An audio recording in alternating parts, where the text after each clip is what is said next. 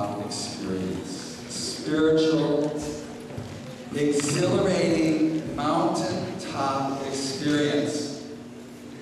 How many of you are having one this morning? You know what's right next to a mountain? Is a valley. And you can't live on the mountain. That was Peter's mistake. You remember?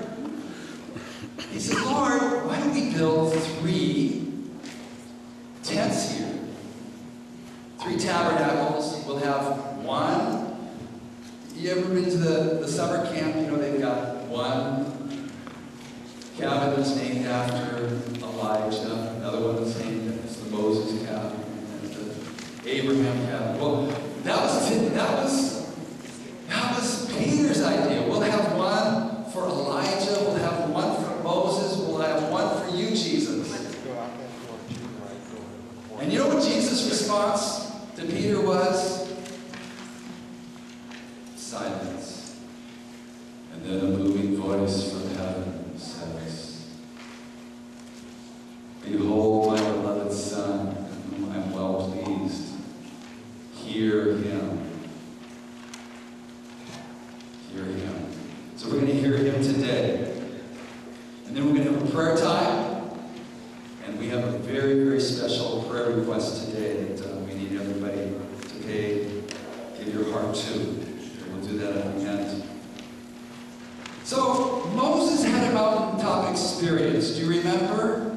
God wanted to start and initiate the nation. He had a few rules that he wanted to lay down. Called them the 10 Commandments. So we wanted to have a private meeting with Moses on the mountaintop. And Moses goes up and he meets with God face to face. And it is such an extraordinary experience that Moses' face becomes lit up. The people on the base of the mountain see the mountain tremble. And it's this huge spiritual experience. And then Moses got down off the mountain, and what did he find in the valley? What were they doing? They were all dancing around a golden calf. Doing the thing, breaking the second of those 10 Commandments. Well, Elijah had a mountaintop experience. You see, Jezebel had killed off all the prophets in Israel. I think there was just a couple, there might have been 100 left, hiding in caves from this wicked queen. And Elijah alone was God's public representative. He was like Osama bin Laden. He had a multi-billion-dollar price over his head. In fact, Ahab, Jezebel's husband, had sent out emissaries throughout all the nations and said, if anybody finds Elijah, you better surrender him up. And Elijah is called, actually he calls a showdown on the mountain between the prophets of Baal, of which there was hundreds. Forget the number. And the prophets of God, of which there was one on the mountain. And of course you know the story. And the challenge was the God who answers by fire is the God that we will serve. And of course the prophets of Baal danced around and they cut themselves. And Elijah calls out to the Lord. Immediately fire comes down from heaven, laps up all the water, the barrels of water. It was drought time, folks. He laps up all the water from on the altar, and the people go, Jehovah is God. In Hebrew, God is Yah. Jehovah is Yah, and God is El. And so they're yelling out, Elijah, Elijah, Elijah. You get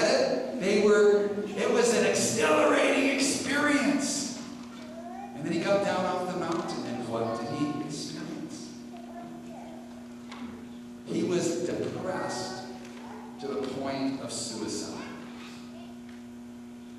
Jesus had a mountaintop experience. Isn't it interesting, the similarities here? He goes up to this mountaintop experience, and he's setting his face towards Jerusalem. He knows what he's called to do. He's going to go. He's going to be the Lamb of God who takes away the sin of the world. He's going to go to Jerusalem. He's going to be betrayed. He's going to be falsely accused. He's going to be tried. He's going to be crucified. He's going to be buried. And on the third day, he's going to rise again. And he told his disciples that several times. And so he goes up on the mountain and he grabs. How many of you know that you need a friend in your time of need and sorrow? And so he grabs his three closest buddies, Peter, James, and John, and they go up this mountain, probably Mount Hermon. And there on this mountain, they have this incredible mountaintop experience. Moses is there. Elijah is there. And they start talking to Jesus. Now, Moses and Elijah are uniquely qualified to talk to Jesus. Satan disputed for the body of Moses, according to the book of Jude. Elijah was caught up in a whirlwind, ascended into heaven. So Moses could talk to Jesus about dying and being buried, and Elijah could talk to Jesus about ascending into heaven. Wasn't it awesome of the Father to take his beloved Son aside and send two wonderful counselors, Moses and Elijah, to talk to Jesus, to get him ready for the big event? Moses, what do those two have in common? Moses was the leader at the inception of the land. Elijah was the leader towards the end of Israel's tenure, as a nation. Just before, and Moses called the people to righteousness. Elijah restored them to righteousness. Moses fasted 40 days. Elijah fasted 40 days. Both of them knew what it was to deal with a grumbling, rebellious, disobedient people. Moses had to cry out to God, God, please don't destroy them. Elijah saw that they were going to be destroyed, and that was his message, was to turn the nation around. Moses, I think this is pretty exciting for Moses to be there. Do you remember that Moses died and was told he could not enter the promised land?